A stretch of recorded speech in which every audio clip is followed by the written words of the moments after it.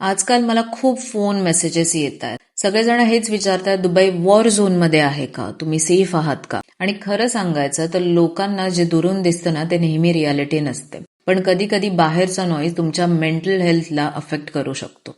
त्यामुळे कधी कधी बाहेर काय चाललंय याच्यापेक्षा आपल्या मनात काय चाललंय ते जास्त महत्वाचं असतं. कारण अनसर्टिनिटी जगात तर नेहमीच असते, पण माइंडसेट स्ट्रॉंग असणं ही आपली चॉईस असते. सो रोजच्या प्रमाणे 1 कप कॉफी आणि थोडा शांत वेळ स्वतःसाठी घालवला. माझं एक छोटंसं रिच्युअल आहे जर्नलिंग. मी रोज जर्नल लिहिते, माझे गोल्स, माझे ड्रीम्स आणि ज्या ज्या गोष्टींबद्दल मी ग्रेटफुल आहे त्या सगळ्या गोष्टी नोट डाऊन करते. कारण मला मॅनिफेस्टेशनवर खूप स्ट्रॉंग बिलीव्ह आहे. आज माझ्याकडे जी लाईफ आहे ती आधी माझ्या जर्नलमध्ये होती आणि आधी आपण मनात गोष्टी क्रिएट करतो आणि मग त्या हळूहळू रिअल लाईफमध्ये येतात. ऑफिसला रेडी होऊन गेल्यानंतर काही मीटिंग्स ऑलरेडी स्केड्युल्ड होत्या त्या संपवल्या. काही बॅक एंडची कामं पेंडिंग होती ती केली. त्याच्यानंतर टीम सोबत डिस्कशन केलं, प्लॅनिंग केलं. कारण जेव्हा तुम्ही बिझनेस ओनर असता तेव्हा लीडरशिप म्हणजे फक्त सक्सेस सेलिब्रेट करणं नसतं. लीडरशिप म्हणजे असतं काहीही चालू असेल तरी पण शो अप करणं. Show up for your business, show up for your clients, show up for your team. आणि याच्यानंतर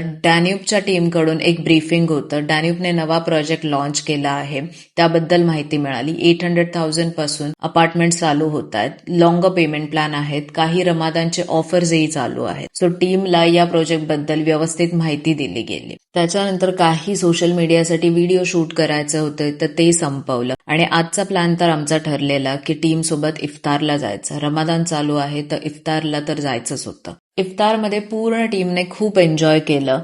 सगळेजण रिलॅक्स झाले. वेदर एकदम छान आणि थंड अजूनही दुबईमध्ये आहे. बुर्ज खलिफा आणि ॲड्रेसचा मस्त व्ह्यू होता. सो सगळ्यांसाठी हे एक चांगली टीम ऍक्टिव्हिटी झाली. हा माझा पहिला व्लॉग अटेम्प्ट आहे आणि मला असं वाटलं यापेक्षा बेटर वेळ कदाचित नसेल. कारण जेव्हा जगाला हे वाटतंय की दुबई क्रम्बल होत आहे तेव्हा रियालिटी अशी आहे की आमचं लाईफ अजूनही नॉर्मल चालू आहे. कधी कधी किऑसच्या मध्ये सुद्धा नॉर्मल लाईफच चालू असतं आणि कदाचित हीच दुबईची ताकद आहे. जर तुम्हाला हा व्लॉग आवडला असेल तर लाईक करा आणि भेटूयात पुढच्या व्लॉगमध्ये.